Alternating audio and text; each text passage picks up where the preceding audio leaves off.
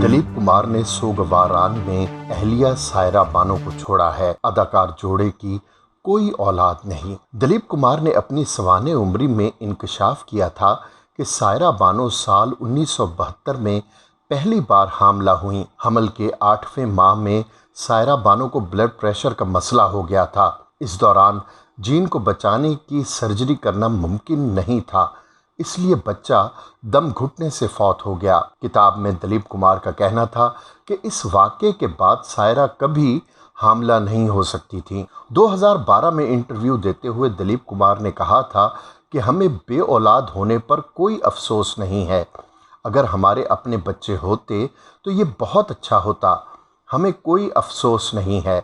हम दोनों खुदा की मर्जी के तहत हैं। अदाकार से जब भी पूछा गया कि उनका वारिस कौन होगा तो दिलीप कुमार ने कहा था कि मैंने पहले ही बहुत से अदाकारों को अपने वक्त में कायम होने वाली चीज़ों को अंजाम देने के लिए बेचैन देखा है। इसी तरह लेजेंडरी अदाकार यूसुफ खान उर्फ दिलीप कुमार अंग्रेज़ों से आज़ादी से कब्ल जेल भी जा चुके हैं। वाक़े का तस्करा उनकी सवाने उम्री दिलीप कुमार दी सब्सटेंस एंड शैडो में किया गया है। ये आज़ादी से पहले की बात है, जब दिलीप कुमार यूसुफ खान थे और पुणे में एयरफोर्स की कैंटीन में काम करते थे। सवाने उम्री में वो लिखते हैं कि एक दिन मैं नहीं जानता कि क्या हुआ।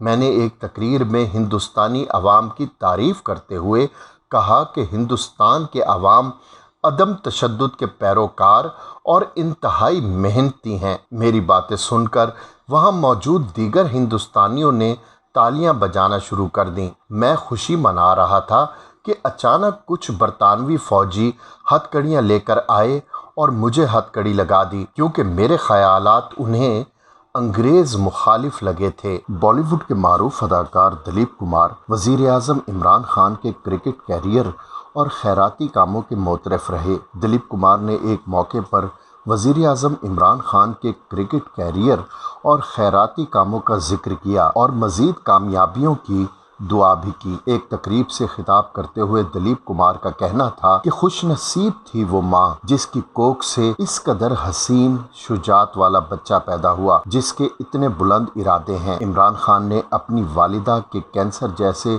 मूजी मर्ज का शिकार होने के बाइस पाकिस्तान में कैंसर का अस्पताल बनाने का इरादा किया और शौकत खानम मेमोरियल अस्पताल का संगे बुनियाद मशहूर और मारूफ शख्सियात की मौजूदगी में रखा। अस्पताल के संगे बुनियाद की तकरीब के लिए इमरान खान ने बॉलीवुड के लेजेंड अदाकार दिलीप कुमार को बतौर मेहमान खुसूसी शिरकत की दावत दी, जिसे उन्होंने कबूल किया और अहलिया के हमरा तकरीब में शिरकत के लिए पाकिस्तान आए। दिलीप कुमार ने तकरीब के शुरका से अंग्रेज़ी और उर्दू दोनों ज़बानों में खिताब किया, जबकि तकरीब की मेज़बानी मुइन अख्तर ने अंजाम दी। दिलीप कुमार ने पाकिस्तान के हालिया वज़ीर आज़म के बारे में तारीख़ी जुमले बोले कि खुशकिस्मत थी वो माँ जिसकी कोख से इस कदर हसीन शुजात वाला बच्चा पैदा हुआ, जिसके इतने बुलंद इरादे हैं। दिलीप कुमार ने अपनी तकरीर में इमरान खान की वालिदा को सलाम पेश करते हुए कहा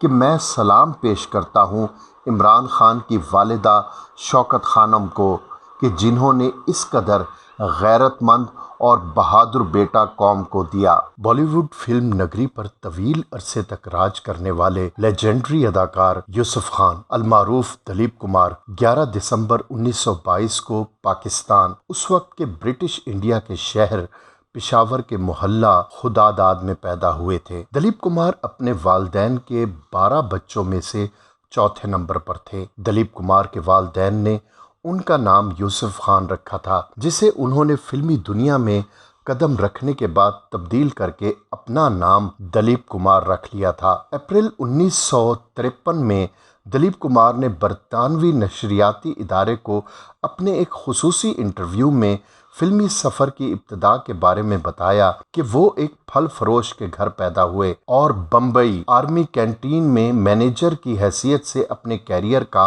आगाज कर चुके थे, लेकिन किस्मत ने उनके लिए कुछ और ही तय कर रखा था। उनका कहना था कि मशहूर फिल्म स्टूडियो बम्बई टॉकीज की मालिकन अदाकारा देविका रानी ने उन्हें अदाकार बनने पर गौर करने को कहा था, जिस पर उन्हें काफी हैरत हुई थी, क्योंकि उन्होंने अपनी जिंदगी में सिर्फ एक फिल्म देखी थी और वो भी जंग पर बनने वाली दस्तावेजी फिल्म थी। उनकी हिचकिचाहट के बावजूद उन्हें पैसों की अशद ज़रूरत होने की वजह से उन्होंने इस पेशकश को कबूल कर लिया था। दिलीप कुमार का तारुफ हिंदुस्तानी अदाकारा देविका रानी से उनके साबिका उस्ताद ने कराया था। यूं बम्बई टॉकीज ने न सिर्फ उनकी तकदीर बदली बल्कि उनका नाम भी बदल डाला और वो यूसुफ खान से दिलीप कुमार बन गए। अदाकारा देविका रानी ने दिलीप कुमार को उनकी मुस्लिम शनाख्त को छुपाने और एक नया हिंदू नाम लेने का मशवरा दिया, क्योंकि रानी का ख्याल था कि हिंदू नाम तकसीम हिंद के बाद भारत में दिलीप कुमार को फिल्मी कैरियर में कामयाबी हासिल करने में मदद देगा। दिलीप कुमार ने अपने फिल्मी कैरियर का आगाज 1944 में फिल्म जवार भाटा से किया, मगर फिल्म इंडस्ट्री में अपनी असल पहचान 1960 में तारीखी फिल्म मुगल आजम में शहजादा सलीम का किरदार अदा करके बनाई। दिलीप कुमार ने अपने फिल्मी कैरियर के दौरान मुगल आजम, मिलन, जुगनू, शहीद, नदिया के पार, अंदाज, जोगन, बाबुल, आरजू, तराना, हलचल, दीदार, संगदिल, दाग, आन, शिकस्त, फुटपाथ, अमर, उड़न खटोला, इंसानियत, देवदास, नया दौर, पैगाम, कोहिनूर, गंगा जमुना,